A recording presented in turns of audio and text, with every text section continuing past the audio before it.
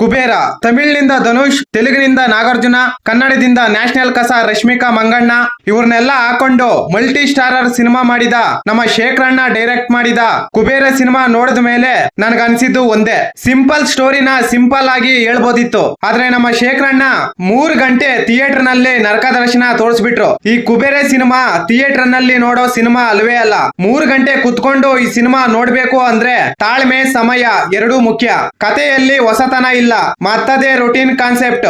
ಈ ರೀತಿಯ ಸಿನಿಮಾಗಳು OTT ಯಲ್ಲಿ ರಿಲೀಸ್ ಮಾಡಿದ್ರೆ 3 ಗಂಟೆ ಆರಾಮವಾಗಿ ಕುತ್ಕೊಂಡು ಸಿನಿಮಾವನ್ನು ಎಂಜಾಯ್ ಮಾಡಬಹುದು. ಕುಬೇರ ಇದು ಒಂಥರ ಮಿನಿ ವೆಬ್ ಸೀರೀಸ್ ಅಂತಾನೆ ಹೇಳ್ಬಹುದು. ಫಸ್ಟ್ ಹಾಫ್ ಚೆನ್ನಾಗಿದ್ರು ಕೂಡ ಸೆಕೆಂಡ್ ಹಾಫ್ ಮಾತ್ರ ತುಂಬಾ ಲ್ಯಾಗ್ ಇದೆ. ಒಂಥರ ಮಿನಿ ವೆಬ್ ಸೀರೀಸ್ ಅಂತಾನೆ ಹೇಳ್ಬಹುದು. ತುಂಬಾ ಲ್ಯಾಗ್ ಇದೆ ಸಿನಿಮಾ. ಮೋಸ್ಟ್ಲಿ ಶೇಖರಣ್ಣ ಈ ಸಿನಿಮಾದಲ್ಲಿ ಮಲ್ಟಿ ಸ್ಟಾರರ್ ಆಕ್ಟರ್ ಗಳು ಇರುವುದರಿಂದ ಅವರಿಗೆ ಅನ್ಯಾಯ ಆಗಬಾರ್ದು ಅಂತ ಹೇಳಿ ನಮ್ಮ ಶೇಖರಣ್ಣ ಸೆಕೆಂಡ್ ಹಾಫ್ ರಬ್ಬರ್ ಎಳ್ದಂಗೆ ಎಳ್ದಿದ್ದಾರೆ. ಈ ಸಿನಿಮಾದ ಮೈನಸ್ ಪಾಯಿಂಟ್ ಏನಪ್ಪಾ ಅಂದ್ರೆ ಈ ಲ್ಯಾಗ್.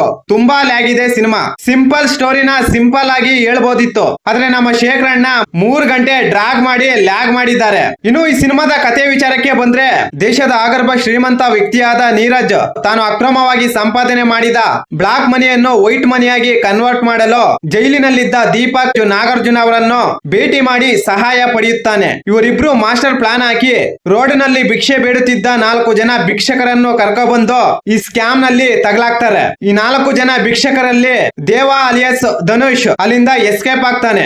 ಆಮೇಲೆ ಅವನನ್ನು ಹಿಡಿಯಲು ದೀಪಕ್ ಮಾಡುವ ಪ್ರಯತ್ನಗಳು ಈ ಸಿನಿಮಾದ ಹೈಲೈಟ್ ಅಂತಾನೆ ಹೇಳ್ಬೋದು. ಇಷ್ಟಕ್ಕೂ ಈ ನೀರಜ್ ಯಾರು, ನೀರಜ್ಗೂ ದೀಪಕ್ಗೂ ಏನ್ ಸಂಬಂಧ, ದೀಪಕ್ಗೂ ದೇವಾಗೂ ಏನ್ ಸಂಬಂಧ ಅಂತ ತಿಳ್ಕೋಬೇಕು ಅಂದ್ರೆ ನೀವು ಈ ಸಿನಿಮಾನ ನೋಡ್ಲೇಬೇಕು. ಇನ್ನು ಈ ಸಿನಿಮಾ ಹೇಗಿದೆ ಅಂದ್ರೆ, ಈ ಸಿನಿಮಾದ ಕತೆ ಏನು ಅಂತ ಈಸಿಯಾಗಿ ಪ್ರಿಡಿಕ್ಟ್ ಮಾಡಬಹುದು. ದೇವನನ್ನು ಹಿಡಿಯಲು ದೀಪಕ್ ಮಾಡುವ ಪ್ರಯತ್ನಗಳು ಅಷ್ಟೇನು ಕಿಕ್ಕು ಕೊಡಲ್ಲ.